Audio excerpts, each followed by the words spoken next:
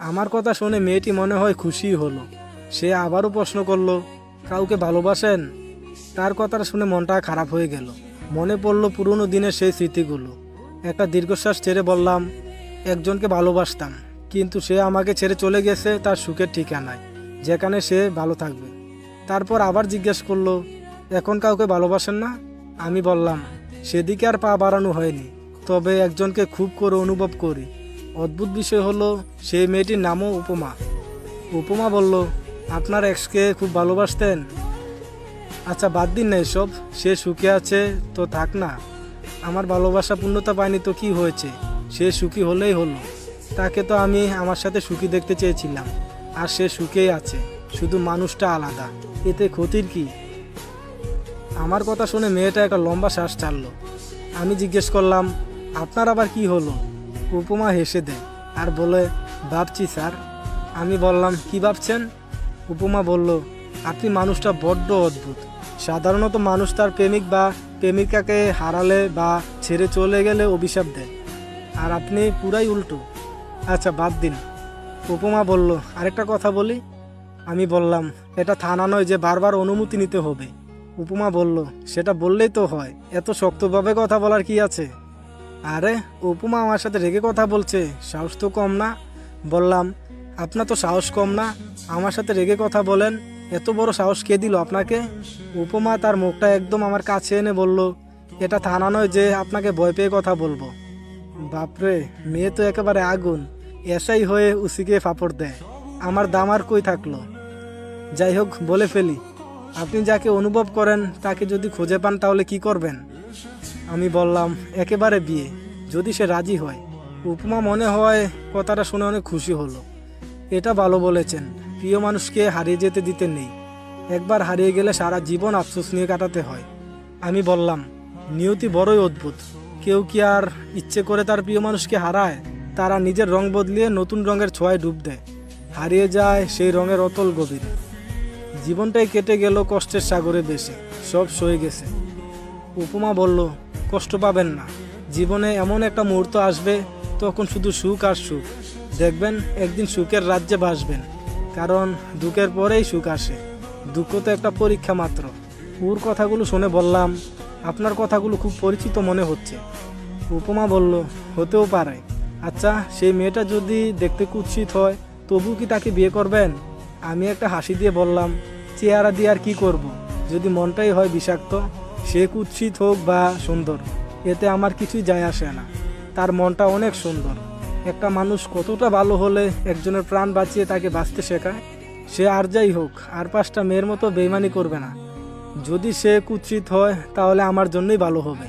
উপমা অবাক হলো শেষের কথাটি শুনে, বলল, কুৎসিত হলে ভালো হবে কেন?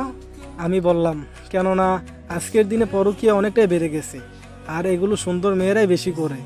আর বিশেষ করে বউকে নিয়ে বাইরে গেলে রাস্তার কুকুররা বাজেভাবে তাকিয়ে থাকে। কুৎসিত হলে কেউ সেভাবে তাকাবে না। উপমা বলল, আপনার কথা শুনে ভালো লাগলো। আচ্ছা, আপনি যদি তাকেও না পান, তাহলে কি আবারও আত্মহত্যা করবেন? উপমার কথা শুনে অবাকের চরম পর্যায়ে পৌঁছে গেলাম। আমি যে আত্মহত্যা করতে চেয়েছিলাম সে জানলো কিভাবে? আমি তো তাকে কিছুই বলিনি। তাই বললাম, আপনি এসব কিভাবে জানলেন? উপমা বলল, বলছি সব, একটু অপেক্ষা করুন, আমি আসছি। আর যতক্ষণ না আসছি ততক্ষণ এখান থেকে এক পাও সরবেন না, না হলে পা ভেঙে হাতে ধরিয়ে দিব। এই বলে গাড়ি নিয়ে চলে গেল। বুঝলাম না হঠাৎ তার কি হলো, মেয়েটা আজ বড় অদ্ভুত আচরণ করছে। আমি ওখানেই দাঁড়িয়ে রইলাম। কিছুক্ষণ পর বাইকের শব্দ শুনলাম। পিছনে তাকিয়ে দেখি সেই পুরনো দিনের মেয়েটি, কালো হুডি পরা, কালো মাস্ক, হুডির টুপি মাথায় দেওয়া, কালো বাইক। সে এসে আমার সামনে দাঁড়ালো। আমি শুধু নির্বাক হয়ে তাকিয়ে রইলাম। স্বপ্ন দেখছি না তো? আমার সামনে দাঁড়িয়ে আছে সেই পুরনো উপমা, যার জন্য আজ আমি বেঁচে আছি। বেঁচে থাকতে তার সাথে আবার দেখা হবে ভাবতেও পারিনি কখনো। আমি তাকে দেখতে বিভোর হয়ে আছি। কখন যে সে সামনে এসে দাঁড়িয়েছে বুঝতেই পারিনি। এই যে মিস্টার ক্যাবলাকান্ত, কি দেখছেন এভাবে? যেদিনে আপনার সামনে এসে দাঁড়াই সেদিনে এভাবে তাকিয়ে থাকেন। কি ঘটনা বলুন তো, ভালো টালো বাসেন নাকি? আমি তার প্রশ্নের কোনো জবাব না দিয়ে উল্টো প্রশ্ন করলাম, এতদিন কোথায় ছিলেন? জানেন, পাগলের মতো খুঁজেছিলাম আপনাকে, শুধু একবার দেখবো বলে। মেয়েটি বলল, একটা অজানা মেয়েকে খুঁজেছেন, তাও আবার পাগলের মতো? কেন? জানি না কেন, তবে আপনাকে দেখার জন্য মনটা আমার উতলা হয়ে গেছে। আপনাকে প্রতিদিন এই ব্রিজ এবং চাচার দোকানে খুঁজি, কিন্তু কখনো পাইনি। কিন্তু আজ আপনি আমার সামনে, সবকিছু কেমন যেন স্বপ্নের মতো লাগছে আমার। মেয়েটি বলল, স্বপ্ন দেখতে হবে না, আমি বাস্তবে আপনার সামনে দাঁড়িয়ে আছি। বললেন না তো আমাকে কেন খুঁজছিলেন পাগলের মতো? হাত দুটো মুঠো করে ব্রিজের রেলিংয়ের উপর দাঁড়িয়ে আকাশের দিকে তাকালাম। বললাম, জানি না কেন খুঁজেছিলাম আপনাকে, তবে খুব করে খুঁজেছিলাম। আপনাকে খুঁজতে আমার ভালো লাগে। মেয়েটি বলল, কারণটা কি শুধুই ভালো লাগার? মেয়েটির দিকে একবার তাকিয়ে আবার চোখ ফিরে নিলাম। বললাম, জানা নেই। মেয়েটি বলল, আচ্ছা আজ তাহলে আসি, বেঁচে থাকলে আবার দেখা হবে কোনোদিন। মেয়েটির যাওয়ার কথা শুনে হঠাৎ আমার হাসি মুখটা মলিন হয়ে গেল। এতদিন পর মেয়েটাকে খুঁজে পেয়েও আবার হারিয়ে ফেলবো তাকে। সে চলে যাওয়ার জন্য পিছু ফিরে হাঁটা ধরল। ডাক দিলাম, শুনুন। পিছু ডাক শুনে আবার আমার কাছে চলে এলো। বললাম, যাবেন না প্লিজ। সে চোখ দুটো ছোট ছোট করে বলল, থেকে যাওয়ার তো কোনো কারণ খুঁজে পাচ্ছি না। আমি উত্তেজিত হয়ে বললাম, কারণ আছে। সে মাথা নাড়িয়ে বলল, কি কারণ? আমি শুকনো একটা ডুব গিলে বললাম, আপনাকে আমি সব সময় অনুভব করি। কথাটি বলে তার উল্টো হয়ে দাঁড়ালাম। কিছুক্ষণ সময় অতিবাহিত হওয়ার পরও যখন কোনো সাড়া শব্দ পেলাম না, তখন পিছনে ঘুরে তাকালাম, কিন্তু উপমা নেই। গেল কোথায়? তাহলে সে কি আমাকে আবার ছেড়ে গেল? আচ্ছা, আমার ভাগ্যটাই কি এমন? সুখ নামক শব্দটা আমার জন্য কি হারাম হয়ে গেছে? নিমিষে আমার মনটা খারাপ হয়ে গেল। কেন বারবার আমার সাথে এমন খারাপ হয়? তখনই পিছন থেকে বলে উঠল, এই যে মিস্টার কেবলাকান্ত, পিছন ফিরে তাকান।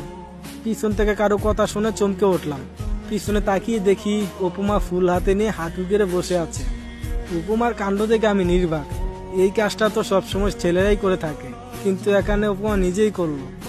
উইলু বিমাই বাচ্চার আব্বু। উপমার প্রপোজ দেখে আমি টাসকি খেলাম। এরকম প্রপোজও কেউ করে? ও বলল, বেশি ডং না করে ফুলটা নাও। আমি তাড়াতাড়ি ফুলটা নিয়ে উপমাকে তোলে একটু কাছে নিয়ে আসলাম। আজ প্রথম তার হাত ছুঁয়ে দেখলাম। উপমা কিছু না বলে একদম আমার বুকে মাথা রাখলো। এই অনুভূতিটা ঠিক কতটা গভীর তা বলে বোঝাতে পারবো না। হৃদস্পন্দন একেবারে বেড়ে গেছে। উপমা বলল, কি হলো, তুমি জড়িয়ে ধরছো না কেন? তার অনুমতি পেয়ে আমিও পরম মমতায় তাকে জড়িয়ে ধরলাম আর বললাম, আচ্ছা তুমি জানতে আমি তোমাকে খুঁজেছিলাম, আর এটাও জানতে তোমাকে যে আমি খুব মিস করি? ও বলল, হ্যাঁ সব জানি। আমি অবাক হয়ে বললাম, কিন্তু কিভাবে? কখনো তো দেখাই হয়নি আমাদের। উপমা বলল, আমিও অনুভব করে নিয়েছি। উপমাকে বুক থেকে তুলে ওর কপালে একটা চুমু দিলাম। তারপর নিজ হাতে মাস্কটা খুলতে লাগলাম খুব আগ্রহ নিয়ে। হঠাৎ উপমা আমার হাতটা আটকে দিল। কি হলো, আটকালে কেন? উপমা বলল, আমি যদি দেখতে অসুন্দর হই? আমি বললাম, তাহলে আমার জন্যই ভালো হবে। ও বলল, কিন্তু কথায় কথায় আত্মহত্যা করতে চাওয়া মানুষকে আমি বিয়ে করতে পারবো না। আমি বললাম, সেই ভয় এখন আর নেই, এখন নিজেকে পরিবর্তন করে নিয়েছি। ও বলল, সত্যি তো? হ্যাঁ সত্যি। বিশ্বাস না হলে তুমি চলে গিয়ে দেখো, এক ফোঁটা পানিও পড়তে দিব না চোখ দিয়ে। ও বলল, তাই? আমি চলে গেলে তুমি কাঁদবে না? ঠিক আছে, তাহলে আমি চলেই যাচ্ছি। বলে ও চলে যেতে ধরলে একটানে বুকে জড়িয়ে নিলাম আর বললাম, একজন তো চলে গেছে নিজের ইচ্ছাতে, তোমাকে কোথাও যেতে দিচ্ছি না।